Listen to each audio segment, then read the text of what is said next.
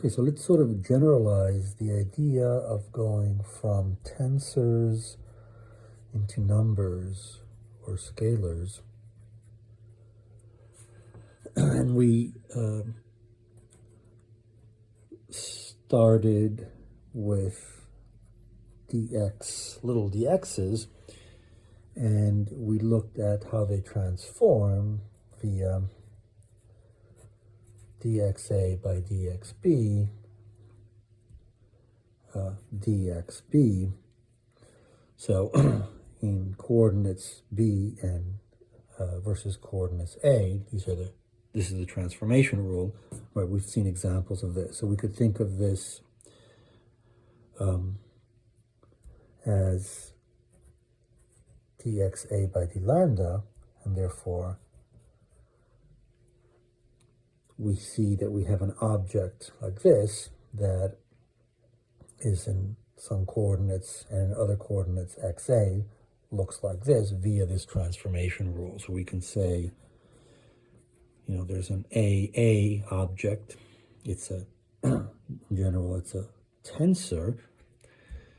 It's a specific kind of tensor. It's actually a 1-0 tensor. And it transforms in this way, where this object is what we call AB. But we also noticed that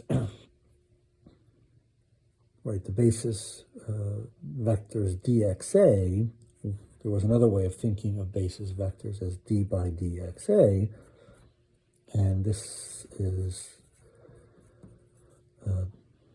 dxb by dxa in dxb.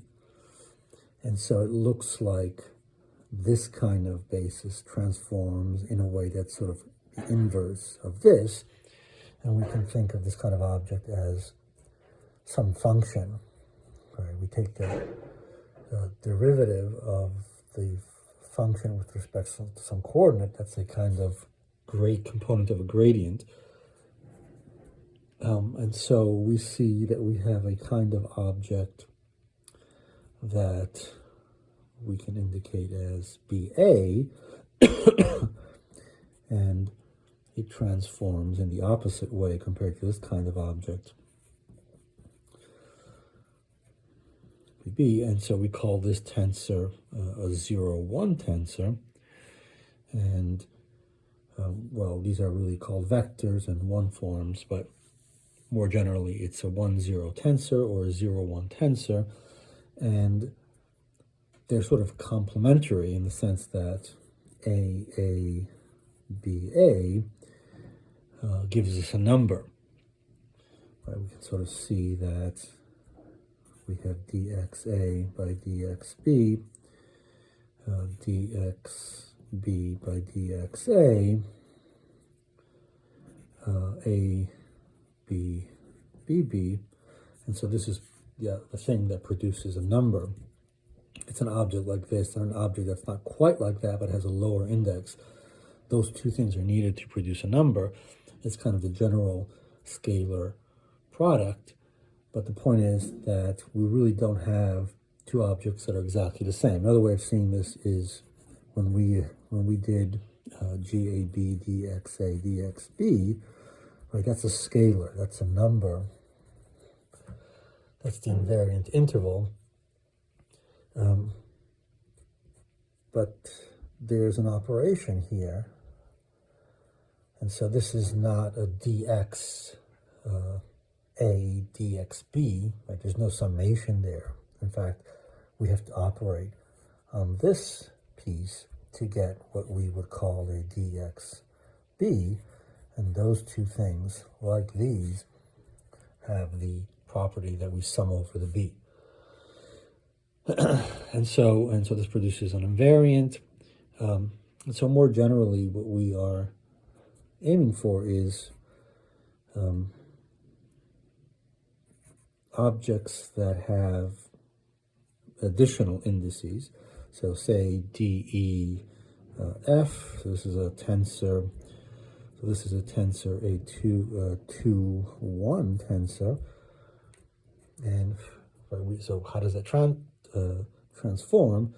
Well, we're going from, say, T, ABC to DEF, and so we see from these transformation rules that this is, we go from D to A according to dx d, right? We're like this object, dx A, and dx E, dx B, but dx C, dx F. That's just the inverse there. And it's important to recognize that if you have a 2-1 tensor, then you need a 1-2 tensor to produce an invariant or a scalar, to produce a number.